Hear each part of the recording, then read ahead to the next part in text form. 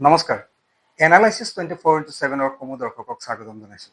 প্ৰিয় দৰ্শক, সাম্প্ৰতিক সময়ৰ পৰিস্থিতি হয়তো সকলোৱে জ্ঞাত, বিশ্লেষণৰ প্ৰয়োজন নাই যে উজনিৰ বান পৰিৱেশৰ কথা, বান পৰিস্থিতিৰ কথা, বান পৰিস্থিতিত সৰ্বসাৰা মানুহৰ কি হৈছে কি নহৈছে প্ৰতিদিনেই ৰাজ্যখনৰ জনসাধাৰণে জানিব পাৰিছে বিভিন্ন মাধ্যমৰ জৰিয়তে। বানাক্ৰান্তসকলক সাহায্য প্ৰদান কৰি আহিছে বিভিন্ন সংগঠনে। চৰকাৰে কিমান ভূমিকা লৈছে সেই বিষয়েও আপোনালোকে জ্ঞাত। বিভিন্ন সামাজিক অনুষ্ঠানে, বিভিন্ন NGOয়ে এই ক্ষেত্ৰত যথেষ্ট আগভাগ লৈছে। আজি আমি বান পৰিস্থিতিৰ ওপৰত কিছু আলোচনা কৰিম। তাৰোপৰি বান পৰিস্থিতি শেষ হোৱাৰ পিছত বৰ্তমান কৃষকৰ, যিসকল কৃষক বানত ক্ষতিগ্ৰস্ত হৈছে, তেওঁলোকৰ কি পৰিৱেশ, তেওঁলোকৰ অৱস্থা আজি কেনেকুৱা, তেওঁলোকৰ কাৰণে চৰকাৰে কেনেধৰণৰ ব্যৱস্থা ল'ব লাগে, এই বিষয়েও আমি কথা পাতিম। এই গোটেই কথাখিনি পাতিবৰ কাৰণে, মই পাতনি দীঘলীয়া কৰা নাই, গোটেই কথাখিনি পাতিবৰ কাৰণে আজি আমি আমন্ত্ৰণ কৰি আনিছোঁ কৃষক শ্ৰমিক উন্নয়ন সংগ্ৰাম সমিতিৰ সভাপতি প্ৰদীপ কলিতাদেৱক। আমি চিনাকি কৰি দিছোঁ, এয়া প্ৰদীপ কলিতা। নমস্কাৰ। প্ৰিয় দৰ্শক, আমাৰ মাজত আছে প্ৰদীপ কলিতা, কৃষক শ্ৰমিক উন্নয়ন সংগ্ৰাম সমিতিৰ সভাপতি। তেখেতৰ পৰা জানিম যে বৰ্তমান পৰিস্থিতিত উজনিৰ বানাক্ৰান্ত ৰাইজৰ যিখিনি ক্ষতিগ্ৰস্ত ৰাইজ, সেই ৰাইজৰ এতিয়া বানপানী কিছু কিছু অঞ্চলত খাম কাটিছে, কিছু কিছু অঞ্চলত এতিয়াও বানপানীৰ গ্ৰাহত কিছু কিছু অঞ্চলৰ ৰাইজ আছে। তথাপিও খাম কাটা অঞ্চলখিনিত কৃষকৰ বৃহৎ ক্ষতি হৈছে, আৰু সেই কৃষকৰ ক্ষতিৰ ক্ষেত্ৰত চৰকাৰে কি ধৰণৰ ব্যৱস্থা গ্ৰহণ কৰিছে বা কৃষক শ্ৰমিক উন্নয়ন সংগ্ৰাম সমিতিয়ে এই ক্ষেত্ৰত কি ভূমিকা পালন কৰিব, এই বিষয়ে সবিশেষ আপোনাৰ পৰা জানিব বিচাৰিছোঁ। নাই চাওক, প্ৰথম কথা হ'ল যে উজনি অসমৰ এই বলিয়া বানত যিসকল তাত মৃত্যুবৰণ কৰিলে, মই পোনপ্ৰথমে তেখেতসকলৰ আত্মাৰ সদ্গতিৰ বাবে ভগৱানৰ ওচৰত মই শ্ৰদ্ধা জনাইছোঁ আৰু সেৱা জনাইছোঁ, আৰু লগতে তেখেতসকলৰ পৰিয়াললৈ মই সমবেদনা জ্ঞাপন কৰিছোঁ। আজি 11 দিন পাৰ হ'ল, আমি চাই আছোঁ বা আমিও তালৈ গৈছোঁ, বানপীড়িত অঞ্চলত গৈছোঁ, বান বিধ্বস্ত ৰাইজক যথেষ্টখিনি যিখিনি পাৰোঁ আমাৰ শক্তিৰে যিখিনি পাৰিছোঁ আমি সাহায্য কৰিছোঁ। কিন্তু তাৎপৰ্য কথাটো হ'ল তাত যিটো পৰিস্থিতি আমি দেখা পাই আহিলোঁ, কাৰণ তাতে 80% হৈছে কৃষিজীৱী মানুহ। হয়, এই কৃষিজীৱী মানুহৰ খেতি পথাৰখিনিত বৰ্তমান একাঠুৰ ওপৰত মাটি বালি শিল এটা পলস পৰি গ'ল। গতিকে এই পলসখিনি যদি তাৰ পৰা নিষ্কাশন নকৰে, তেতিয়াহ'লে তাৰ যিসকল আমাৰ কৃষক আছে, কৃষকসকলে কোনো কাৰণত তাত কৃষি কাৰ্য কৰিব নোৱাৰে। 2 নম্বৰত যে অসমত এটা ব্যাগুম কৃষি বিভাগ আছে। আজি আমি তাত যেতিয়া 19 তাৰিখৰ দিনা বানে বিধ্বস্ত কৰিলে, তাৰ তৃতীয় দিনাই আমি কৃষি মন্ত্ৰীক এখন স্মাৰক পত্ৰ দিছোঁ যে কৃষি মন্ত্ৰীগৰাকীয়ে কৃষি বিভাগৰ বিষয়াসকলক লগত লৈ তাৎক্ষণিক হিচাপে তাত যিবিলাক কৃষি পথাৰত পলস পৰি গ'ল, সেই পলসখিনি অতি শীঘ্ৰে তাত নিষ্কাশন কৰি পেলাই খেতি কৰাৰ ব্যৱস্থা গ্ৰহণ কৰিব লাগে। কিন্তু আজি 11 দিন পাৰ হৈ গ'ল, কৃষি বিভাগটো এতিয়াও শুই আছে। সেই অঞ্চলত যোৱাই নাই। সেই অঞ্চলত তেওঁলোকে কেনেভাৱে কৃষি পথাৰখিনি নিষ্কাশন কৰিব লাগিব, কেনেধৰণে সেই পলসখিনি পেলাই তাত খেতিৰ উপযোগী কৰিব লাগিব, সেই ব্যৱস্থাপনাটো আজিলৈকে কৃষি বিভাগে আমি কৰা দেখা নাপালো। আমাৰ মেম'ৰেণ্ডামখনত আমি লিখি দিছোঁ যে যদি কৃষি বিভাগক আমি কৃষকসকলে বা কৃষি সংগঠনবিলাকে যদি সহায় কৰিব লাগে, আমি চৰকাৰৰ পক্ষ এই মুহূৰ্তত এই মুহূৰ্তত আমি চৰকাৰৰ পক্ষত থাকি 80% যি কৃষকৰ কৃষি পথাৰ বিধ্বস্ত হ'ল এইখিনি আমি তেওঁলোকৰ লগত থাকি আমি সহায় কৰি দিম। কিন্তু দেখা যায় যে আপোনালোকে নিশ্চয় জানে যে হাজাৰ হাজাৰ কোটি টকা কৃষি বিভাগত প্ৰতি বছৰে ছাপ্লাই হৈ থাকে। তাত বহিৰাজ্যৰো কিছুমান তাত ঠিকাদাৰ আছে।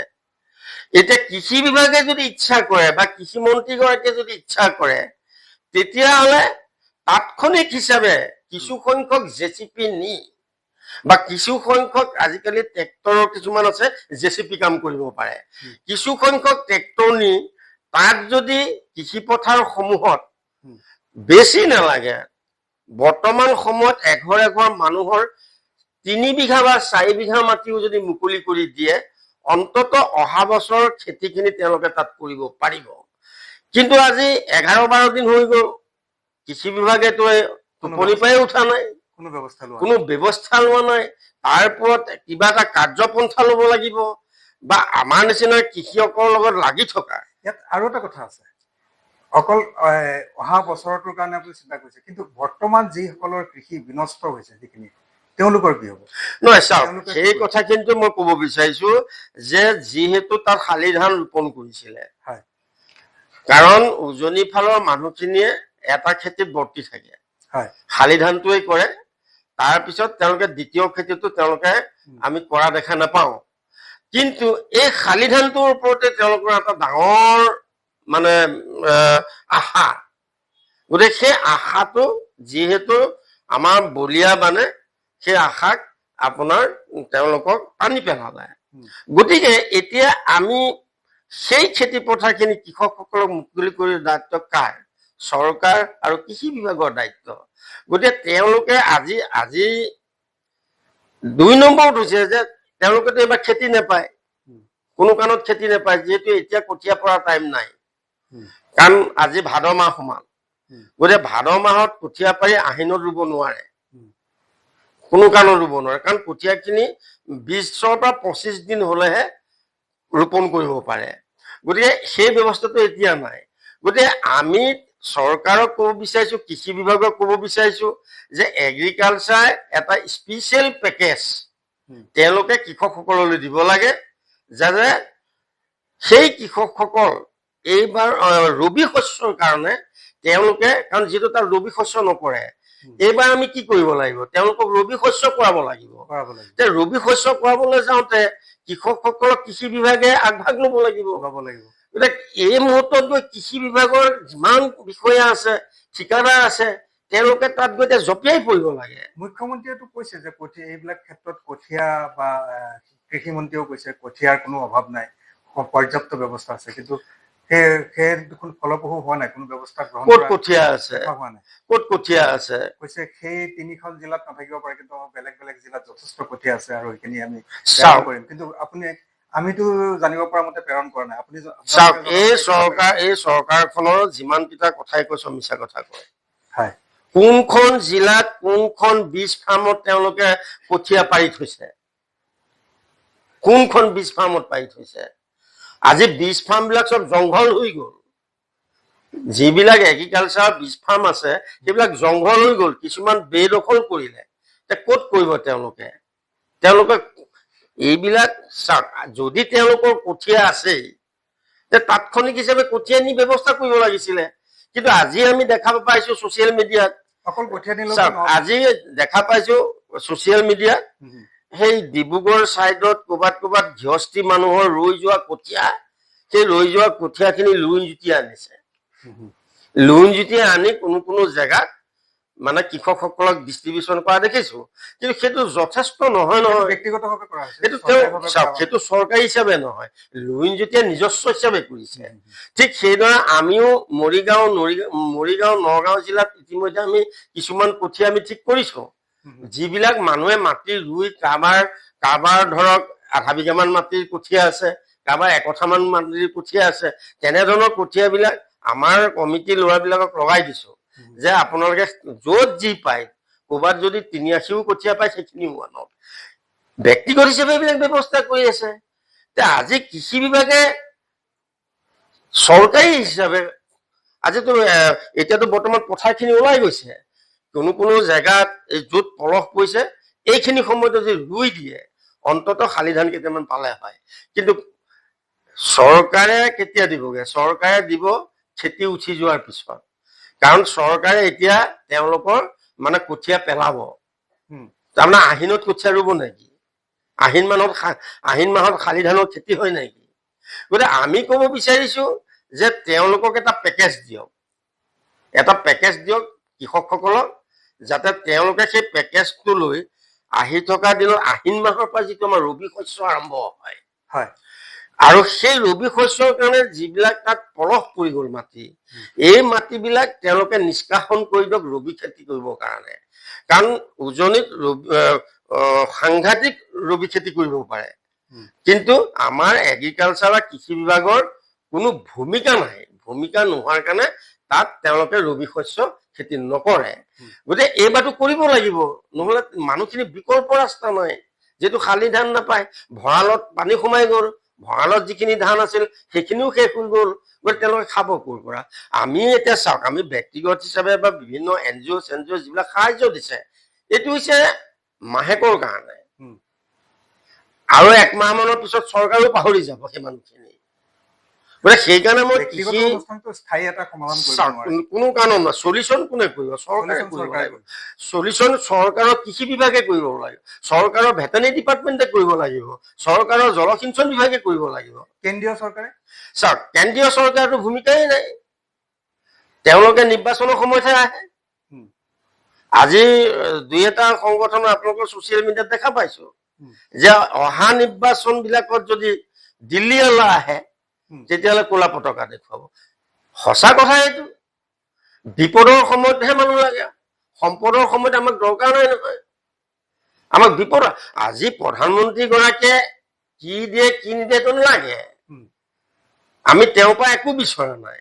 কিন্তু তেওঁ যদি আহি অসমত আহি উজনিত গৈ যদি তেওঁ এষাৰ মাত দিলে হয়, তেতিয়াহ'লে অসমৰ মানুহখিনি বা উজনিৰ মানুহখিনি এটা ডাঙৰ সাহস পালে হয়। কিন্তু সেইটো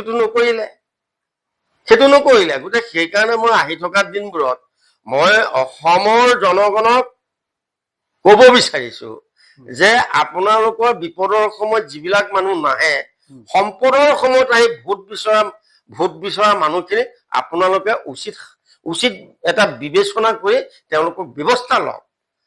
চাওক, কিমান বাৰ বানপানী হৈ গ'ল, কোনোবাৰতো আমাৰ প্ৰধানমন্ত্ৰী বা দিল্লীৱালা, মই অকল বিজেপিৰ কথা কোৱা নাই, আজি বিৰোধী যিবিলাক আছে দিল্লীৱালা, সেই দিল্লীৱালা আজিলৈকেতো এটাও অহা নাই, কোনোৱে অহা নাই। ইয়াত এইটো প্ৰশ্ন এটা চৰ্চা হৈছে যে অসমৰ সম্পদসমূহ ৰাষ্ট্ৰীয় সম্পদ হিচাপে ঘোষণা হয়, কিন্তু অসমৰ সমস্যা প্ৰধানতঃ বানপানীৰ সমস্যা, এইটো আজি যুগ ধৰি সম্ভৱতঃ আমাৰ জন্মৰ আগৰ পৰাই হ'ব, এই বানপানীৰ সমস্যাটো ৰাষ্ট্ৰীয় সমস্যাৰ দাবী কৰি অহা হৈছে, কিন্তু আজিলৈকে এই ব্যৱস্থাপনা, আপোনালোকে কি ক'ব? চাওক, 2012 চনৰ পৰা 2016 চনলৈ আমি কৃষক শ্ৰমিক উন্নয়ন সংগ্ৰাম সমিতিয়ে আমি 2012 চনত এই গৰাখহনীয়া আৰু বানপানী ৰাষ্ট্ৰীয়কৰণ কৰাৰ ঘোষণাৰ দাবীত আমি নগাঁও জিলাৰ লাওখোৱা ব্ৰহ্মপুত্ৰৰ পাৰত 9 দিন অনশন কৰিছিলো। 2013 চনৰ ফেব্ৰুৱাৰী মাহত বৰপেটা জিলাৰ বেকী নদীৰ পাৰত 14 দিন অনশন কৰিছিলো। তেতিয়া দিল্লীৰ প্ৰতিনিধিসকল আহিছিলে, আমাৰ লগত ডিছকাছ কৰিছিলে, অনশন তেওঁলোকে ডিছকাছ কৰি আমাক আশ্বাস দিয়াৰ পিছত আমি অনশন ভংগ কৰিছিলো। তাৰপিছত বিভিন্ন সময়ত আমি এই গোটেই বানপানী সমস্যাটো যে অসমৰ এটা জটিল সমস্যা, এই সমস্যাটো যে এটা ৰাষ্ট্ৰীয়কৰণ কৰাৰ ঘোষণা কৰিব লাগে, এই কথাটো আমি প্ৰতিবাদ সাব্যস্ত কৰি কেন্দ্ৰীয় চৰকাৰলৈ আমি মেমোৰাণ্ডাম দিছিলো। ইয়াৰ পিছত 2013 চনত মোৰ নেতৃত্বতে অসমৰ পৰা আমি 300 কৃষক গৈছিলো দিল্লীলৈ। দিল্লীৰ যন্ত্ৰ মন্ত্ৰত আমি 3 দিন অৱস্থান ধৰ্মঘট কৰিছিলো, আৰু 3 দিন এটাই ইছ্যু আছিলে আমাৰ, যে অসমৰ বান সমস্যাটো ৰাষ্ট্ৰীয়কৰণ কৰা ঘোষণা কৰিব লাগে। এইটো 2013 চনৰ মাৰ্চ মাহত যেতিয়া তাত পাৰ্লিয়ামেণ্ট বহিছিলে তেতিয়া 2013 চনত। কিন্তু চৰকাৰখনতো অসমৰ কৃষকৰ প্ৰতি তেওঁলোকৰ গাতেই নালাগিল কেন্দ্ৰীয় চৰকাৰৰ। আৰু সেই একেই বৰ্তমান এতিয়া আজি এই দুৰ্যোগ্য দিনত তেওঁলোকে দিল্লীত বহি AC ৰুমত বহি আছে। আৰু আমাৰ অসমৰ উজনি আমাৰ যে কৃষকসকল কি হৈছে, মাটিৰ তলত পোত গৈছে, ডেড বডি উলিয়াবলগীয়া হৈ আছে। এটা এটাকে ডেইলি 2-3টাকৈ আমাৰ ডেড বডি ওলাইছে। গতিকে এই যে নহওক তেওঁলোকে যদি শ্ৰাদ্ধ পিণ্ডও পাতিবলৈ আহিল হয় তাতো ভাল লাগিল হয়। এতিয়া শ্ৰাদ্ধটো আজি শেষ। এতিয়াতো তেওঁলোক অহা নাই আৰু সম্ভৱতঃ আহে নে নাই নাজানো, সেইটো ভগৱানে জানিব আৰু তেওঁলোকে জানিব। আৰু দাবীও এইদৰে কৰা হৈ আছে আৰু অনাগত দিনতো দাবী কৰা হৈছে। ৰাষ্ট্ৰীয় সমস্যা, বানপানীৰ সমস্যাটো ৰাষ্ট্ৰীয় সমস্যা হ'ব নে নহ'ব নাজানো। মাজতে আমাৰ অসমৰ মুখ্যমন্ত্ৰীয়ে এবাৰ কৈছিলে যে সমস্যাই এটা ৰাষ্ট্ৰীয় আৰু ৰাজ্যিক সমস্যাৰ কি কথা আছে, সমস্যা সমাধান হ'ব লাগে। বা যিয়ে নহওক, সমস্যা যদি বানপানীৰ সমস্যা সমাধান হ'লহেঁতেন, কিন্তু নহ'ল। মাজতে গৃহমন্ত্ৰী আহি ক'লে যে পুখুৰী খান্দিব লাগে জিলাই। আৰু মাজতে এই দুদিনমান আগতে দেখা পালোঁ বানপানী হোৱাৰ পিছতেই কৃষিমন্ত্ৰীয়ে সামাজিক মাধ্যমত ক'লে যে প্ৰত্যেক জিলাতেই পুখুৰী খন্দা হ'ব। এইটো বাৰু সম্ভৱ নাই। চাওক, গছত গৰু উঠা কথা, হোলোঙাৰে কাণ খজোৱা কথাবিলাক আমাৰ দিল্লীৱালাই কয়। পুখুৰী খান্দি পেলাই বান সমস্যা সমাধান কৰিব পাৰে নেকি? এইবিলাক ফটুৱা কথা দিল্লীৱালাৰ। আৰু সেই ফটুৱা কথাকে আমি শুনো দিল্লীৱালাৰ। গতিকে এইবাৰ আমাৰ মানুহে, আমাৰ কৃষকসকলে বা জনগণে এইবাৰ শিকিছে, গম পাইছে। আৰু মুখ্যমন্ত্ৰী মহোদয় ডাঙৰীয়াই ৰাজ্যিক সমস্যা কয়। যে ৰাজ্যিক সমস্যাই যদি হয় তেতিয়া তুমি ৰাষ্ট্ৰীয় সমস্যা হিচাপে কিয় সমাধান কৰিব পৰা নাই? আজি এই জটিল সমস্যাটো, এই জটিল পৰিস্থিতিটো আপুনি কিয় সমাধান কৰিব পৰা নাই? এইবিলাক হৈছে মুখ্যমন্ত্ৰী ডাঙৰীয়াৰ তৈলমনন কথা। দিল্লীক তৈলমনন কৰি তেওঁ মুখ্যমন্ত্ৰী আসনখন যাতে ৰাখি থব পাৰে, সেই ব্যৱস্থাটোহে মানে আমাৰ মুখ্যমন্ত্ৰী ডাঙৰীয়া।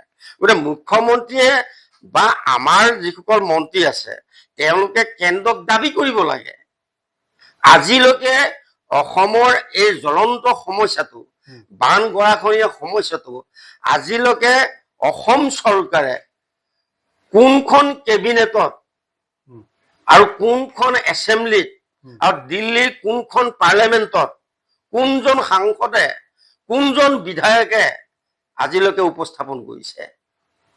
কোনোতো কৰা নাই, আজিলৈকে কৰা নাই যে এইটো ৰাষ্ট্ৰীয়কৰণ ঘোষণা কৰিব লাগে। এটা সৰ্বদলীয় প্ৰস্তাৱ লৈ আমি দিল্লীলৈ দিব লাগে, সেই ব্যৱস্থাটো আজিলৈকে কৰা নাই। এই সমস্যাটো সমাধান কাৰণে এটা সৰ্বদলীয় প্ৰস্তাৱ লাগিবই, সৰ্বদলীয় এটা সিদ্ধান্ত লাগিব, বিজ্ঞানসন্মত চিন্তা লাগিব। ইয়াত মন্ত্ৰীয়ে ক'লে নহ'ব, ইয়াত বিভাগীয়ভাৱে বৈজ্ঞানিকসকলৰ বিজ্ঞান ভিত্তিক চিন্তাৰ দ্বাৰা এই সমস্যাটো সমাধান হ'ব। কিন্তু এই সমস্যাটো এই ধৰণে সমাধান কৰাৰ ক্ষেত্ৰত আজিলৈকে কিন্তু ব্যৱস্থা গ্ৰহণ কৰা হোৱা নাই। অনাগত দিনত হ'ব নে নহ'ব, আপোনালোকে কি বুলি ভাবে?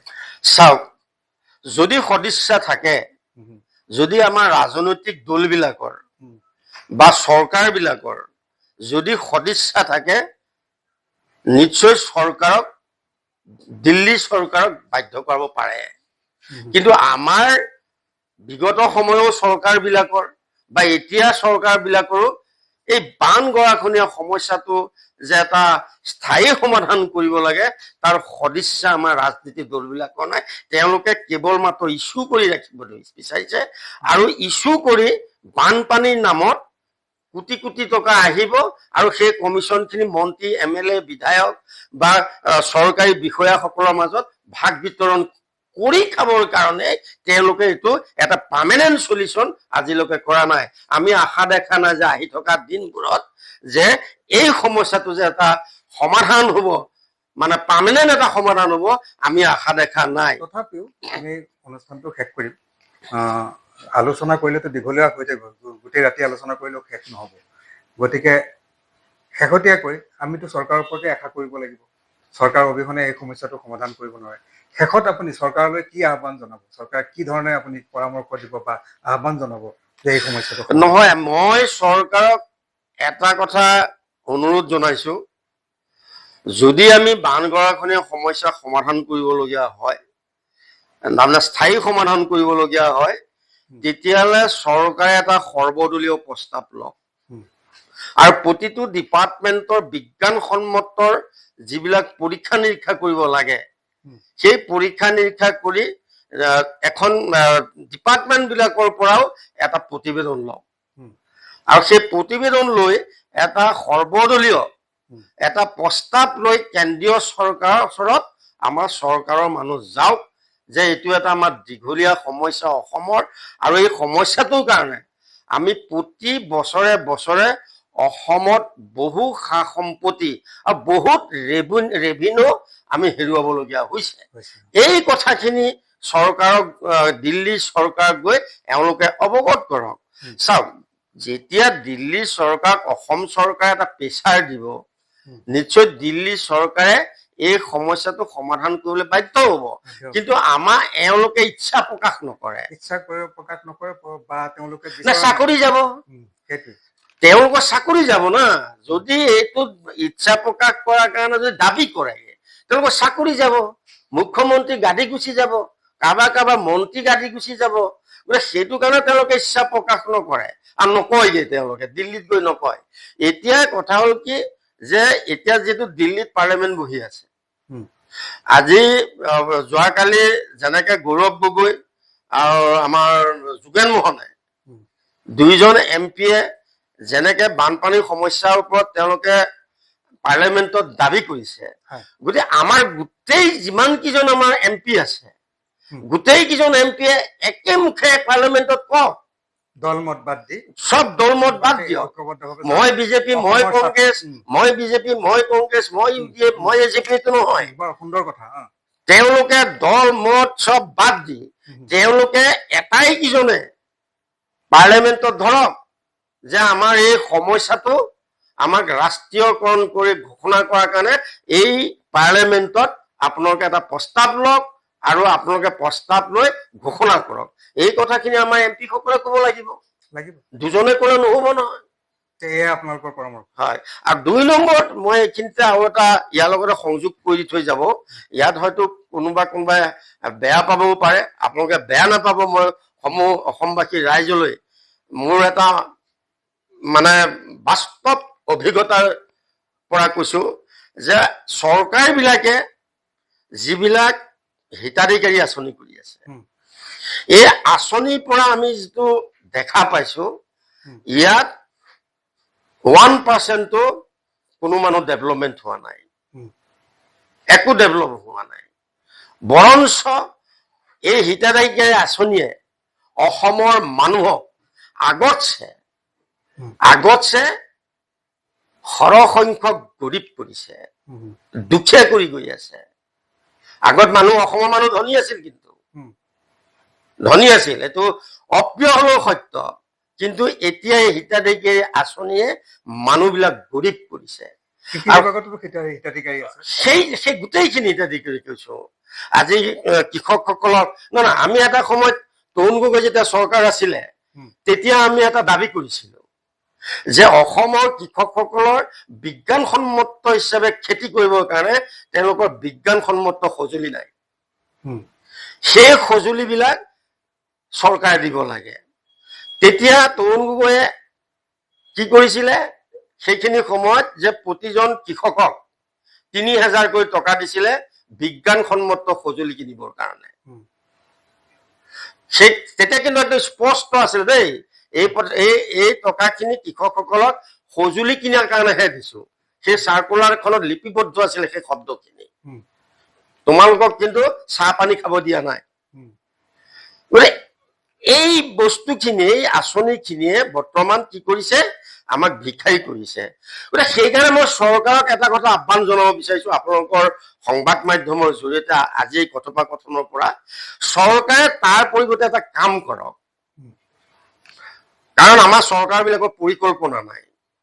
অসম যদি প্ৰতি বছৰত অসমৰ প্ৰতিটো পঞ্চায়তত 10টাকৈ যদি মজলীয়া আৰু ক্ষুদ্ৰ উদ্যোগ কৰে, উদ্যোগ কৰি তাত যদি মহিলা আৰু নিবনুৱাসকলক নিয়োগ কৰে, তেতিয়াহ'লে সেই লাগিলে এগ্ৰিকালচাৰ উদ্যোগ কৰক। এগ্ৰিকালচাৰ উদ্যোগ কৰিলেতো বহুতখিনি উৎপাদন হ'ব। গতিকে সেই উৎপাদনৰ পৰা যিটো ইনকাম হ'ব, সেই ইনকামটোৰ পৰা এটা ফেমিলি খুব সুন্দৰকে চলিব পাৰে। আৰু 2 নম্বৰত হৈছে তাৰ পৰা সেই উদ্যোগটোৰ পৰা এটা অংশ ৰাজহ চৰকাৰে পাব।